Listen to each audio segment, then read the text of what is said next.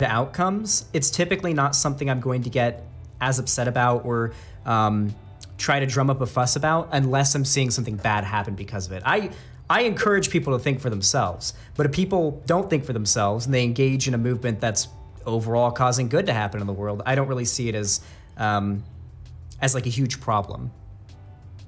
But don't get me wrong, I think encouraging, self-reliance and thinking about what you're doing for the right reasons is important. I see what you mean. I've become, in the last few years, largely anti-movement and cause in general.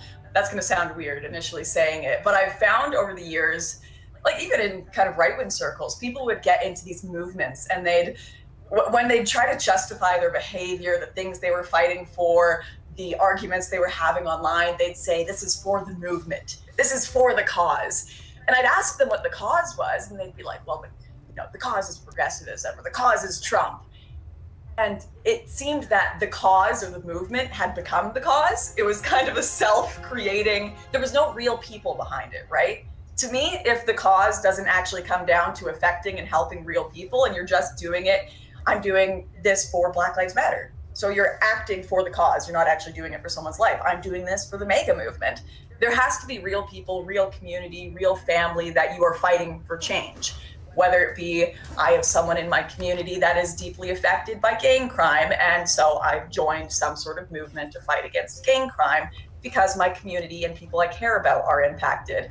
Whereas I think a lot of people join movements and causes not because they are connected to their family and community, but rather the opposite. They are disconnected from their family and community, and they have this much deeper desire for just a narcissistic purpose in life. They need something to motivate them, and they need something to drive them and to justify them being thing in is, politics. she gets to basically go on and on. Then he'll say something, and she'll just say, that's not part of the book, back to the book. Just gonna pivot right back to the book. He set himself up for possible failure which here. I worry about, and I think is unhealthy. What do you think would be the biggest difference between you and I and your average See, this is not the who book. goes to a Black Lives Matter march or puts the little the flag or the block in there? But I mean, it's a good discussion, but she always has that card in her back pocket. She's gonna use it.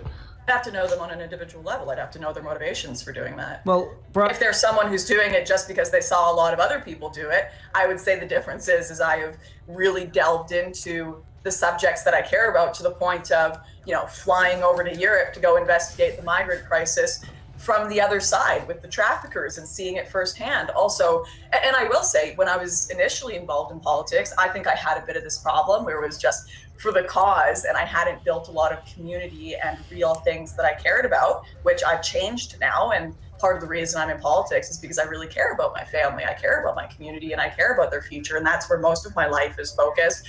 And I worry about two groups of people. One group where they don't actually have anything real outside of this political world, and the reason they are involved in causes is just for the sake of feeling they have some purpose, and they enjoy the drama online, they enjoy the fights.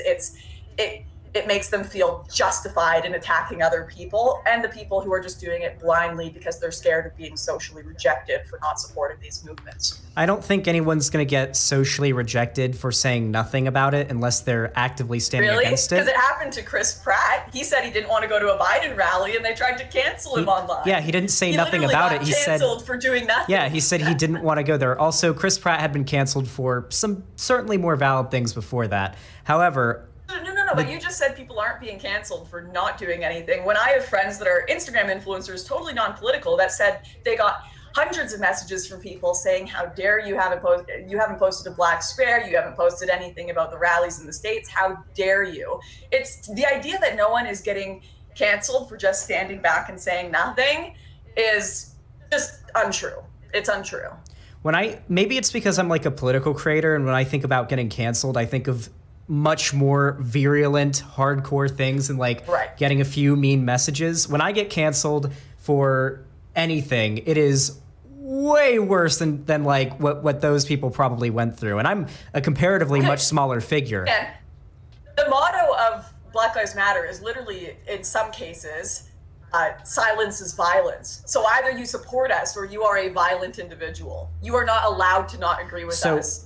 or you are a violent silence. So silence and violence is about when we don't act, more people get killed. If you are not willing to step up when the only option is support this movement or don't, when that is the only option at the head of it, when an election comes around or whatever, that if you are willing to do nothing, then you are essentially allowing the status quo to continue, and the status quo is bad. Right. So my point is, people will get in trouble and will be attacked for not participating in these political That's movements. not referring to just making your screen, like posting the little black screen on your Instagram. I didn't get in trouble for not doing that. I don't think I posted like the little... That's because you talk about this in all other realms, right? Actually, no, I get like tons of shit from people that are like very progressive. I get canceled by the left constantly, and I did not get a single hateful message whenever I didn't post like a black screen on my Instagram or Twitter. Not a single message.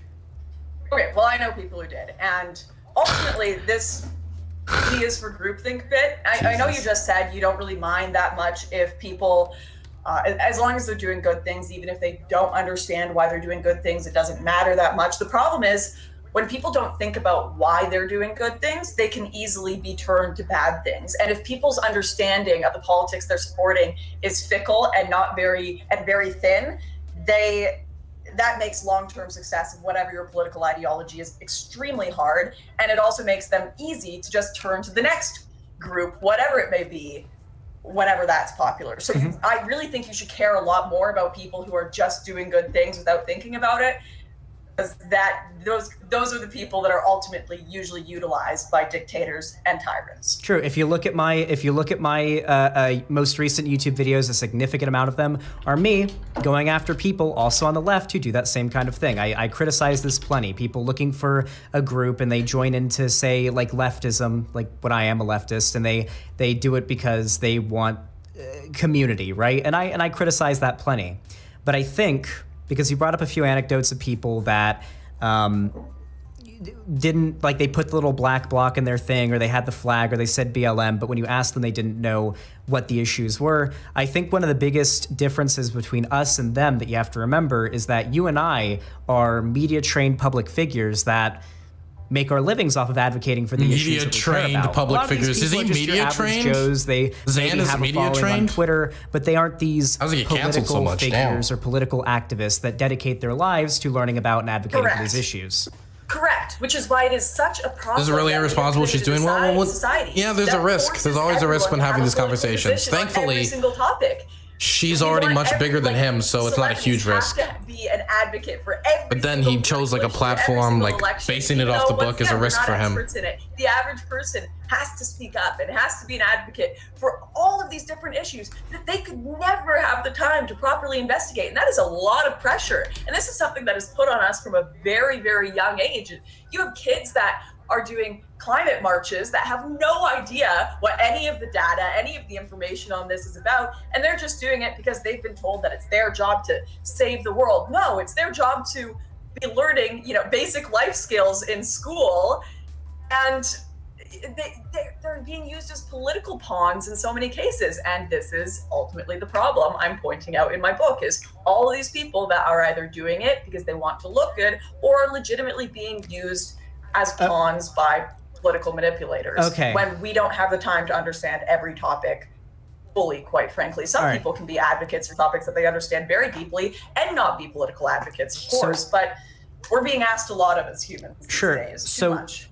I think that political disaffection is one of the biggest problems that we could possibly have in our world. I think being politically aware of what's going on and having a side that you support, ideally the side that makes the world better, is extremely important. I don't care what age you are, you should have a fair understanding of what's going on in the world and understand how to make I hate to pause this, but Danabo in chat, my somebody hosted with Hippy Dippy just said, reply to my DM, you big gay.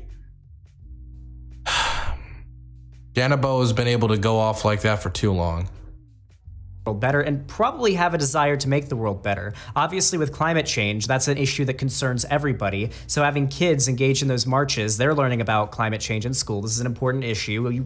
You learn about how the climate works in school. This isn't like even comparable to an issue like the trans thing, right? This is a distinct thing you would learn in elementary school. You learn about climate and climate change. Well, this is something that you should care about. I disagree with you. I think the problem isn't that not enough people want to change the world. It's that not enough people want to change their communities. Everyone wants to look good by saying they're going to change the world. Everyone wants to look good by holding a sign and saying, end violence, but that doesn't actually do anything. Going in and helping your communities, building up your communities, volunteering, that kind of stuff changes things, but it doesn't look good. You can't make it, you can't hashtag it and get tons and tons of likes and retweets, quite frankly. So everyone is trying to change the world with not actually doing anything, but no one actually wants to focus on their community and real things because that's not popular. Yeah, sure. So the reason why you can't think of a lot of examples of people doing community efforts to make their community better is because those things don't get a lot of traction. But I don't get a lot of attention either. A lot on community organizing. I want to do canvassing for candidates that I support back in Florida eventually when I have enough money for it. When the midterms come around. These things don't make headlines. You probably wouldn't end up seeing it all that much. But if you've looked into it, I've definitely looked into it. Every single city, every local area that I can think of has like a local DSA chapter. They have clubs at universities and colleges that work together to try to lobby their local governments for certain policies, like climate related or with social issues. There's plenty of community activism that happens. But you can't ignore the worldwide scale. For sure. Let's focus on everything else, because you've just suggested that people aren't political enough. They are too disaffected. Once again, I really, really disagree with that. We are at the point where we have literally politicized pillows. We have gone, you have the My Pillow guy versus that kid from Parkland. I can't remember his name. He was going to make his own David Hogg. Pillow company. Yeah. David Hogg, yeah. We politicized pillows. If you don't think we have got so much politics coming from he politicized, the pillow guy politicized pillows. Cereal. Why is my ice cream yelling at me about Black Lives Matter? I just want to buy a damn taco without being told about how I'm ruining the environment or affecting the world. Like, corporations have literally become full-on... They've embraced this because they know they can get sales out of it. It's every single aspect of our lives. Like, no, we need to actually live. We need to have a little bit of real world perspective as well. Do you think perhaps there is something to notice when you see that what you're getting upset about right now are messages on packaging for food and Twitter battles between the surviving victim of a school shooting and the My Pillow guy, and then when you have BLM activists out there trying to advocate for justice or reform of the justice system and systemic top-down changes to help improve the socioeconomic position of Black people in this country. Doesn't seem like there's maybe a disparity between what you're upset about here and how you feel political disaffectedness doesn't harm the world and what people that are politically involved, mostly on the left, are talking about, the issues that they're concerned about? Oh, I've seen the memes where it shows... hey guys, we've changed the voice actor on The Simpsons to be representative of Black people, and like the Black Lives Matter Wojak, like all we wanted was systemic change. Like, we don't want another rich Hollywood guy being hired or another corporate. Talking about Wojaks now. This is where we're at. I agree with that. These issues are ridiculous, and it's crazy that she's bringing up Wojaks. Okay, maybe she isn't going to pivot back to the book. Problem there, because I see it. Maybe we're finally off the book. Add to the conversation, and there are people on a. And I don't think a Wojak is proof of anything. We've politicized everything and so much useless stuff. We're talking about the problem with kids' books that are completely harmless and politicizing and having debates over that, which you don't even disagree with. Instead of talking about real issues. Because we just need content. Everyone needs content, don't they?